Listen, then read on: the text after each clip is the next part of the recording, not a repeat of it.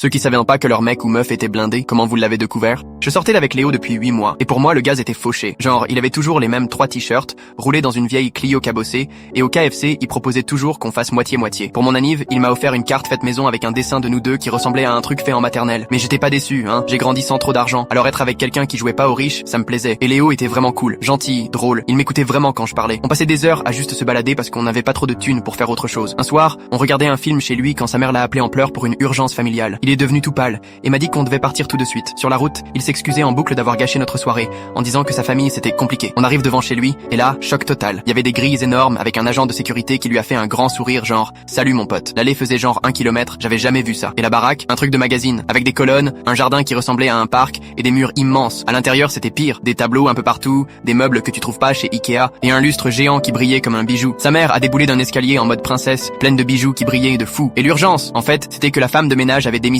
et elle savait pas comment faire marcher la machine à café super chère pour une soirée qu'ils organisaient le lendemain. Je te jure, il y avait des gens qui couraient partout dans la maison pour préparer le dîner. Et quand on a mangé, c'était sur de la vraie porcelaine. Son père a lâché tranquille qu'il venait de donner 2 millions pour construire un truc à l'hôpital des enfants. Sa petite sœur râlait parce que son fonds de confiance s'activait que quand elle aurait 25 ans. Et moi, assise là, avec mon jean de chez H&M, à me demander si j'étais pas tombé dans un film. Sur le chemin du retour, j'ai rien dit. J'étais trop paumé. Puis je lui ai demandé pourquoi il m'avait jamais dit qu'il venait d'une famille comme ça. Il a freiné, s'est arrêté, et m'a regardé super stressé. Il pensait que j'allais le larguer. Il m'a expliqué que son ex était avec lui juste pour le fric. Elle voulait des cadeaux chers, des voyages, tout ça. Du coup, quand il m'a rencontré, il a décidé de faire genre qu'il vivait une vie normale, pour voir si je l'aimais vraiment. Et c'est vrai que maintenant, plein de détails bizarres prenaient sens. Genre, il avait jamais l'air stressé par le loyer, il avait toujours la monnaie pile au centime, et sa voiture pourrie avait un système son de ouf qui valait sûrement plus que le véhicule. Il m'a dit que son père avait une boîte tech super connue, mais que moi je connaissais même pas, et qu'ils étaient genre ultra riches. Léo aurait pu avoir une Ferrari, vivre dans un penthouse, mais il a préféré vivre comme tout le monde pour construire une vraie relation. La semaine d'après, il m'a proposé de partir en vacances à Bali. J'ai dit que je pouvais pas me le permettre. Il a rigolé et a dit que l'argent c'était plus un souci. On a pris l'avion en première classe, dormi dans un hôtel à 1000 balles la nuit,